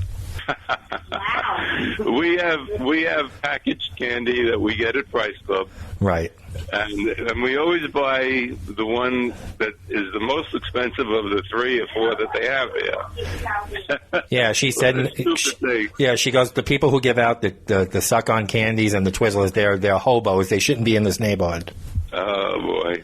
So I said, all right. You should come here because we give out Almond Joys and that kind of thing. So well, people should give out whatever they want to give out. They shouldn't be told. That's true. Don't get discouraged because it's a great neighborhood to raise children, and you're going to make plenty of friends down here. Because I see that you have children.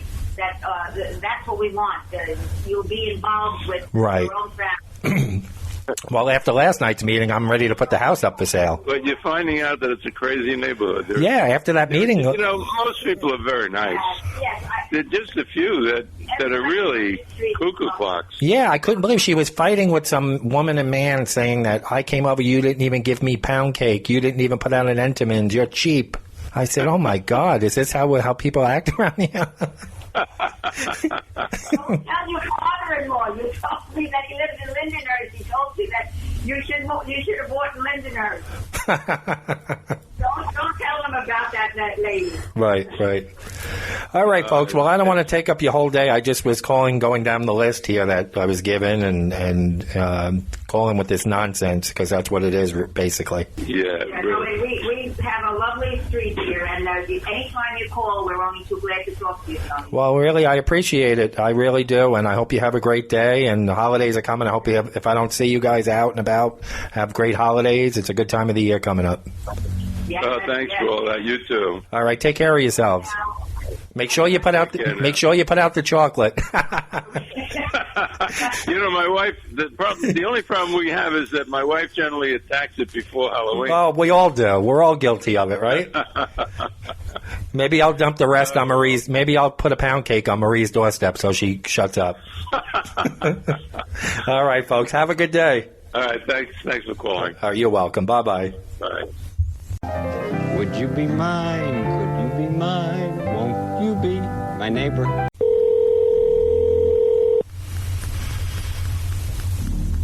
Hello. Please leave a message after the tone. Carol? Stewart? Hello? Stewart? Yes. Hey, this is Tony down the block. How are you? I'm at 179. Okay. How are you today? Okay, what's up? I don't know if you... Hold on a second, please. Wait a minute. Wait. Hold on a minute, please. Yeah, no problem. Joy? Give me a minute. I have to call you back in about 2 minutes, okay? Okay, hi. Hey, how are you? I'm sorry to bother you. I got nominated to make these calls in the neighborhood. We had a neighborhood meeting last night. I don't know if you got the flyer. We were having like a neighborhood meeting. No, I didn't. I was at another event anyway, but I would have... Okay, what was the meeting about? The meeting was about like different things about Halloween. Safety for the kids and all that, and they wanted, and they were talking about handing out the candy, right, for the kids. Do you do that? Do you hand out candy, or do you not do? I usually do, yeah. All right, because they told me. Let me look on the list, make sure I got this right. Stewart and Carol Candell. Yeah, they said that you've been giving out like cheaper candy the last few years, and they want you to like give out chocolates and stuff. They don't want you giving out the cheap stuff. Are you kidding? No, that's what they were saying. There's a lot of nosy people here, but yeah, I'm reading off the list here. A few of the neighbors said that you've been cheap the last few years, that you don't give out chocolate, you give out cheap like Twizzlers and stuff. No, first of all, that's really a lot of nerve. Yeah, I know. Who are they to say? That's what I said. The man can give out whatever he wants. Somebody. So number two, I remember last year I bought this huge bag of all like good stuff, Mars stuff and right. Mars. I didn't give any Twizzlers. The guy, what's her name, Marie and Mike, they said that every time their kids come there, you give them cheap stuff, that you even give them, like, whatever you have in the house, ketchup packets or whatever the hell you have lying around. That's what Marie said. Are you sure they're not confused?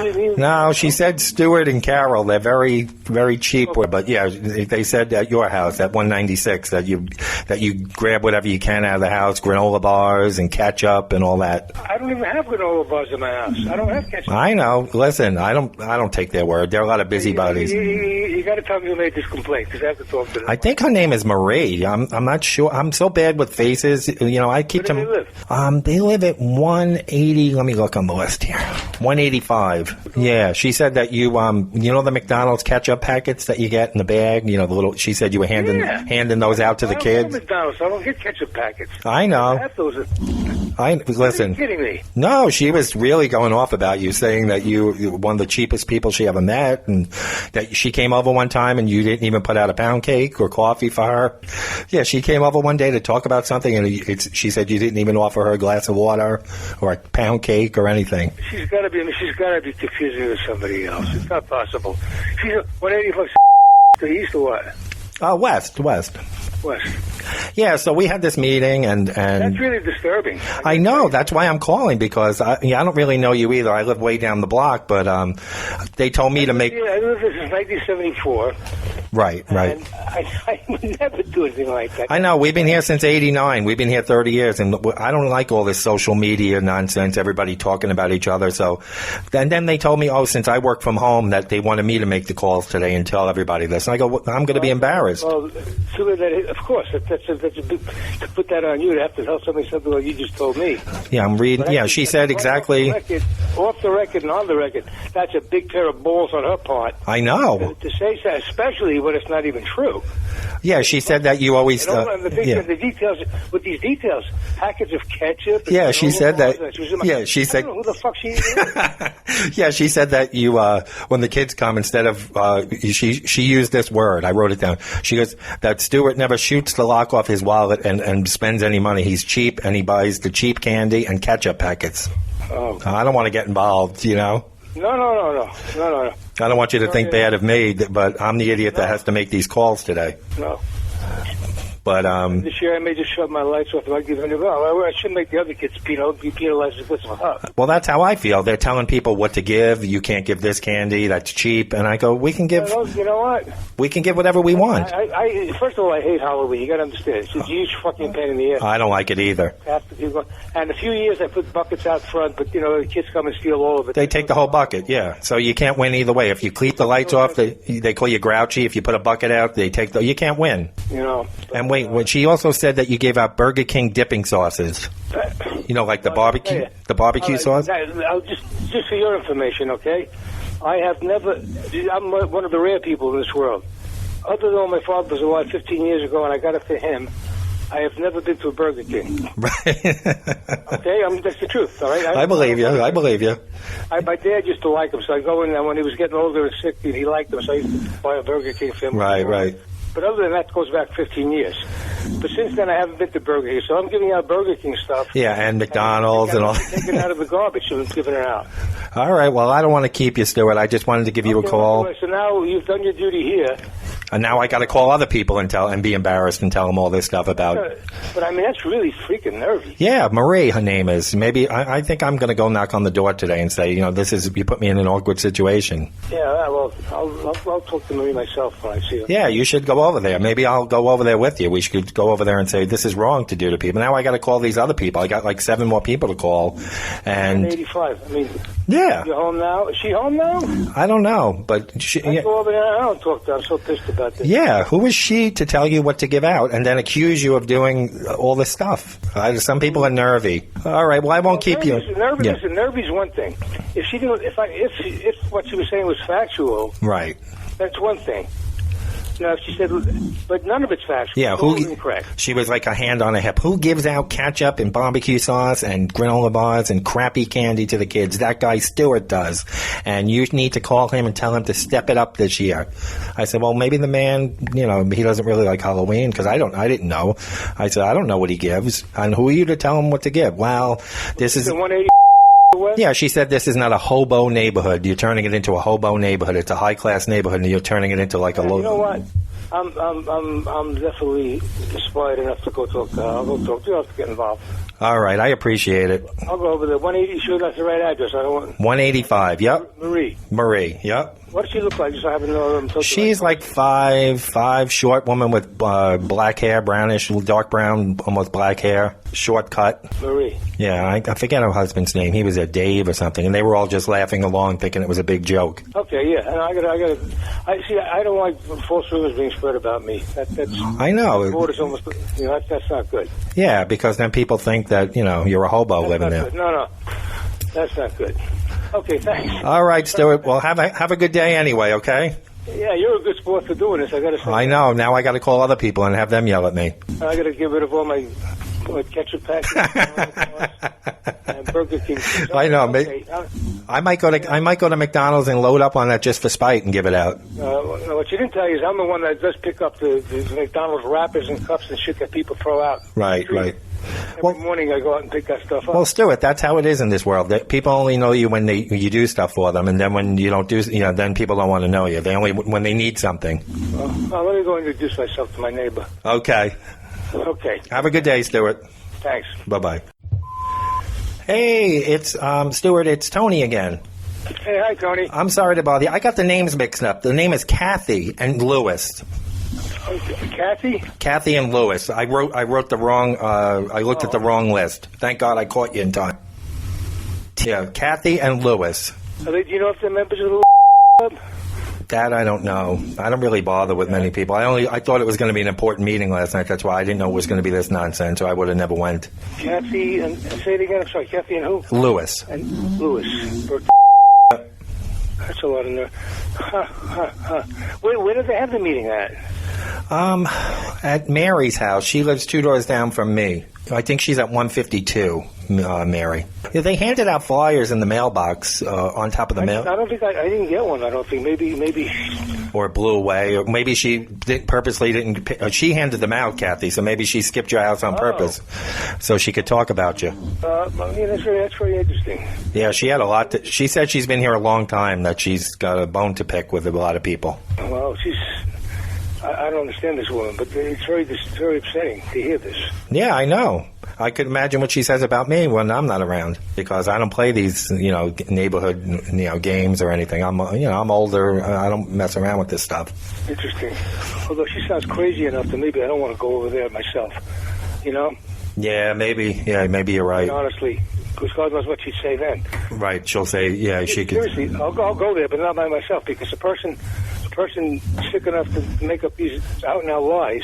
Right, she'll say you hit her or something. Assaulted her or something, God only knows. Yeah, exactly. Now that I think about it, I'll wait until my son's home or I can go over with someone. Yeah, you don't want to just go over there by yourself. No, I don't think so. This is a crazy person. Well, I'm going to make these last few calls, and then that's it. Then I'm going to tell her I'm not doing this anymore. Good luck. And you might say to her that when you spoke to me, I was a little surprised since all the things she said were just not true. Yeah, I am. I'm going to tell her. I said, I'm going to say you're a very nice man. You're not like that. I mean, it's just totally incredible. Yeah, she said she came over one time, like a year ago, to talk about something, and that you wouldn't even offer her a piece of cake or a cup of coffee or anything. They'd never, ever do that.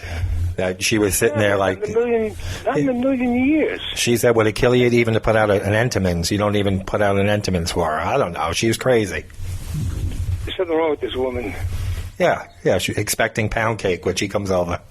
No, but you know what? If there's any reason for me to have someone in my house, I'd always offer them something. Yeah, exactly. I know, but she says I don't know. I mean, Jesus, that's just unbelievable. Yeah, she made you out to be like the world's biggest cheapskate. I wonder if there's more behind this. I don't recognize the name at all. She says she's lived here a long time? Yeah, since like the 80s or something. Why don't I know her? I've been here since 1974. many, many years. They're probably not members of the association. No. To be a member. I think there used to be a different people living there years ago. Was the last name? Sure, different people. I mean, there's been a lot of turnover. Yeah. Those people I remember. I had never met this woman, and I'm down the block a ways, so I wouldn't know her, unless we got together for a meeting. But I never saw her in my life. Well, this woman has young kids or what now? I don't understand. Well, she's got, I think, late teenage kids, in their late teens, and I think they still go trick. Her late teens go trick or treat. I think so. Well, even if they don't, I think she just wants to be in everybody's business anyway. Even if they don't go, she wants to be a busybody and How would she know about what candies I might give out? If she hasn't, Who knows? She says the other neighbors were talking. I don't know. I don't want to get involved. That everybody was talking about the ketchup packets. I'll have to make some inquiries from people I know around here first. Yeah, all she kept talking about was those ketchup packets, all night long, and we kept saying, "All right, enough already." That's very funny. I don't buy any kind of takeout food, so there's never any of those things. Right. Unbelievable. All right. Well, I'm glad I caught you and gave you the right name. I think on second thought, I'm just going to have to... yeah, you're better off not going over there. To see where it is. I'm not going to address her alone because I'm afraid. Yeah, no, in this day and age, you can't... Yeah. Next thing I know, she'll be calling 911 saying I assaulted her. Really. Well, this is the world we live in now, yep. Well, this is a sick world. That's very scary. Well, yeah, I guess ask the other neighbors you're friends with if they know her and, Yeah, stuff. I'm going to find out. Definitely. All right, Stuart. Well, have a good rest of your day. Sorry to bother you again. It's okay. I'm glad you called back. Thanks. Okay, no problem. Appreciate it. All right, bye-bye. Would you be mine? Could you be mine? Won't you be my neighbor? This is 472. No one is available to receive your call right now. Please leave your name, telephone number, and a brief message, and someone will get back to you as soon as possible. Thank you, and have a nice day. Hey, this message is for Eric or any member of family. My name is Tony. I'm down on 191 Avenue. Just calling because we had a meeting last night at Stephanie house at 185. It was a neighborhood meeting about some security issues and some other things, and I was told to call everybody who didn't make the meeting last night and let them know what happened down at the meeting. Hello? Yes. Hey, is this Eric? Yeah, it is. Hey, Eric. I'm sorry I was rambling on your machine there. That's okay. My name's Tony. I live down at 191.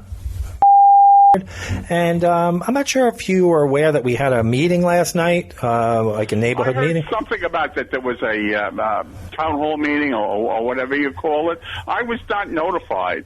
Oh, because do you know the family at 185, Stephanie? She ran the meeting at her house, and she said she handed out flyers a couple weeks ago to everybody. I didn't. Is that the one? She's the one that's having the issue with Alan? Yes. Okay. She had the meeting at her house, and it was kind of about petty stuff, but I was unfortunately nominated to call everybody who didn't make the meeting, so here I am. So the reason I'm calling, mostly it was about security in the neighborhood, a few incidents of attempted break-ins in cars, but mostly it was about Halloween. Now, do you give out candy for Halloween at your house, or do you not do that? I'm a diabetic, so I don't get involved in that. I don't blame you, because Stephanie was saying that your house is always dark, that you don't give out anything. I do go out, but I just don't. Yeah, she was very. How do I put this in a politically correct way? She was kind of like a busybody, and she kind of knew a little something about everybody. She's upset because of the chain of events that have happened with her. With that was with the other neighbor. I'm getting things confused. Stephanie is who? At 185. Okay. That's where we had the meeting last night at her house. All right. Is she the one that's having an issue with Alan? Alan is who? Her husband? No. Alan is the guy that keeps taunting his neighbor. Oh, right. Yeah, that came up. You're right. That's her. Mm-hmm. Okay. Yeah, this is a completely different issue. Right. Yeah, but she was talking about people I don't know, I didn't get involved in her issue with Alan or anything like that, because she was very kind of petty about everybody, telling us that we have to give out certain kinds of candy. It has to be chocolate. It can't be Twizzlers and all that, because we don't want to be a hobo neighborhood. We want to keep it upscale and upper class around here, and you don't give out that cheap candy, things like that. And I was just like, I've only been in the neighborhood for 2 years. Mind? Yeah, I've only been in the neighborhood 2 years, and she kind of had something to say about everybody. And I'm like, I can imagine, I don't know this woman, I can imagine what she had to say about me. So that's how I knew you didn't give out the candy, because she knew, she said, oh, Eric never gives out candy. His door's shut. He doesn't bother with anybody. He doesn't give out candy. And I was like, well, that's his business. He doesn't have to give out the candy if he doesn't want to. Okay. Right? I don't mean to be. I don't understand why she has a problem with security and why she has a problem giving out candies. If people want to give out candies, she's saying that's their business. Right. Well, she's saying everyone who gives out candy should give out chocolate only, like the good stuff, like Snickers and Reese's, not cheap like Smarties and all that cheap stuff. She said maybe she should take a Prozac. Yeah, and then she had a fight at the meeting. Believe it or not, there was another neighbor directly across the street from her. I don't know what her name is. Do you know the lady directly across the street from her? I'm new here. I've only been here a couple of years. Well, I really don't. She had a fight with the woman because she said that she went over her house and the woman didn't put out any cake and coffee for her when she went over there. And how do you invite somebody over without putting out something? I was like, what kind of neighbor? Am I in a bizarre world over here? So you didn't miss much. So you didn't miss much. Love this place. So I have the duty to call everybody and explain all the nonsense that went on at the meeting last night. So that's what you missed last night, Eric. So I'm sorry. You want to know something? I wouldn't even bother. Well, I know for future now I'm not going to go in. I thought, Don't even bother. I would make me your last call. I don't know how many people you've called. I would make me my last call. And just say that I called everybody? Say whatever. 'Cause that's stupid. No offense. I think that's very stupid. You got to call everybody and tell them what happened. And tell them about the candy and who's giving it out. Nonsense. And it's making whoever this person is look really, really stupid. Right. See, and you explained it to me nicely that you're a diabetic and you don't want candy in the house. She made it sound like you were cheap, and I don't want to get in the middle. I am cheap. She can say it to my face. I'm cheap. Well, that's what she was saying. You know what? Really, a lot of the reason is, do you remember years ago when they were putting stuff in candy? Yes. Children were getting hurt. Yep, the needles. And I should buy something by mistake, and a child gets hurt. It's my responsibility. Right. And I couldn't live with myself.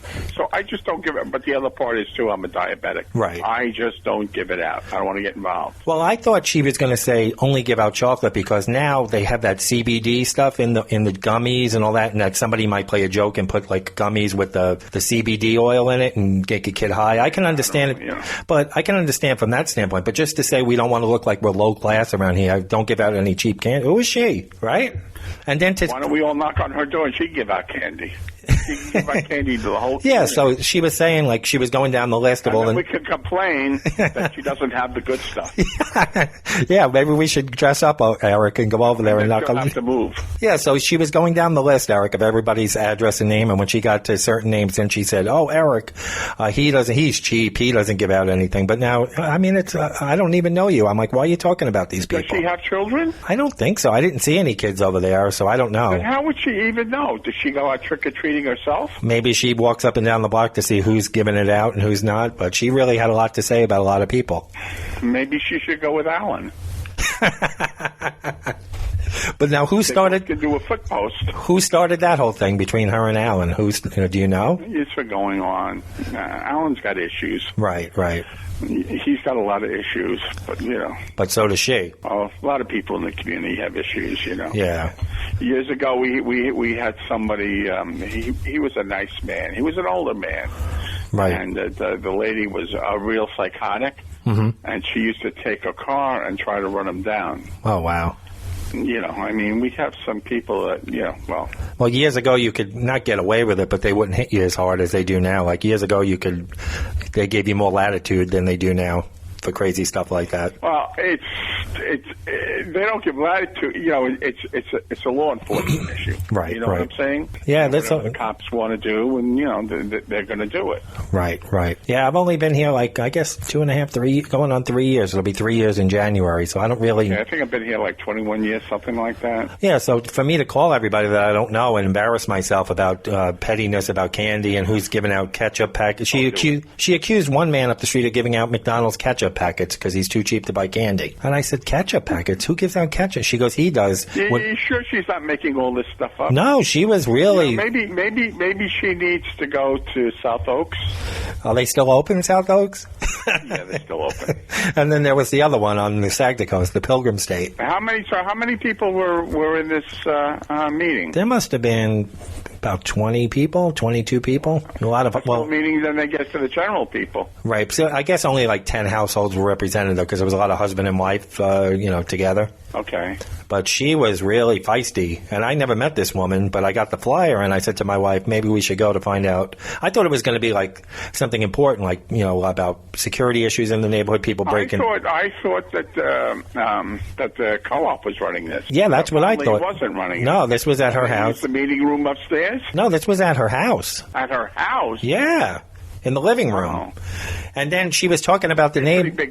Must be a pretty big living room. Well, people were in the kitchen, standing around in the kitchen, in the living room, in the hall. Yeah, it wasn't that big, but she was. You know what I was thinking of my wife on the way home? We walked home, and I said to my wife, she has the nerve to talk about the woman across the street about not putting out cake when she went out. She didn't even offer a glass of water to anybody. How do you host something and you don't put out anything, right? Put out a cracker. And how did you get stuck with calling everybody? Because I made the mistake of telling everybody I work from home. We were, people make small talk. What do you do for a living? And I said, and they said, where do you work? What town? And I said, I work from home.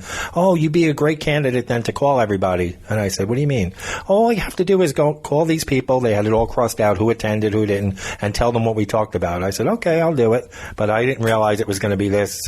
I thought it was going to be important bullet points. I didn't realize that when I took the notes, and at the end of the day, I was like, all right, I'm going to talk about candy and who put out pound cake, My advice to you, and you do what you want, I wouldn't call anybody anymore. No, I think I'm going to call it a day now. I would just go and sit on the couch and watch TV. Well, I'm going to finish up my work, and the kids will be coming home soon. Well, you could do that. Yeah, I think you're right, because how many people are going to think I'm a nut? Yeah, don't bother. I would stay away from that lady. I really would stay away from her. Yeah, I'm not going to go over there anymore. She's not playing with all the decks and I know, and you better give out candy, or she's going to start talking about you again. Oh, well, she could talk about me. I don't mind. If she sees your lights out, she's going to tell everybody you're cheap. Well, that's fine. I am cheap. I'm Jewish. I'm cheap. Oh boy. Well, I'm sorry to Eric to take up your time, and that's all right. Hopefully, maybe we'll meet in person someday one of these days. You got it. All right. You take care of yourself, Eric. Okay. All right. Take care. Bye bye. Bye bye. Would you be mine? Could you be mine? Won't you be my neighbor? Hello? Hi, may I speak to Mr. and Mrs. please? Calling. This is Tony DiLorenzo. I live down the block at 857 Lane. Okay. Hey, how are you? I'm sorry you didn't make it to our neighborhood meeting last night, so that I was told to give everybody a call that didn't make I it. have no idea what you're talking about. Oh, what's her name? Dawn handed out the flyers in the mailboxes like about 3-4 weeks ago. They were having a meeting about I don't know. I don't know anything about it. Oh, okay. What's this about? Well, I got the lucky duty of giving everybody a call today that missed the meeting, so sorry to take up your time. But let me see here. You're at 836. The basic meeting was about the candy, giving out the candy, about the... they only want to give out chocolate candy this year because they're afraid with the CBD stuff that they're out there, that they're afraid that somebody could give away like those gummies with the CBD in it and get the kids high or something. Okay. No, I'll just hand out what I regularly hand out, wrap stuff. So. No, yeah. Well, even the wrap stuff, they don't want anybody giving out like Twizzlers or gummies or Lifesaver gummies. Okay. Well, I kind of disagree. So. Well, I disagree too. I told people can put out whatever they want to put out, but yes, I think there was a couple of like busybodies in the neighborhood that put out all these notes and said to let everybody know that they don't want their kids getting anything laced with CBD or whatever it is. Okay, well, I wouldn't do that anyway. Okay, what else can I? Cause Is this what else? That was really the gist of it about Halloween, about they don't want anybody turning their lights off before 10 o'clock since it's on a Thursday night this year. They said, want what? Say that again? They said they want everybody being able to trick-or-treat until at least 10 p.m. since it's on a Thursday night this year. Well, you know what? It's my family time, and we'll see what happens.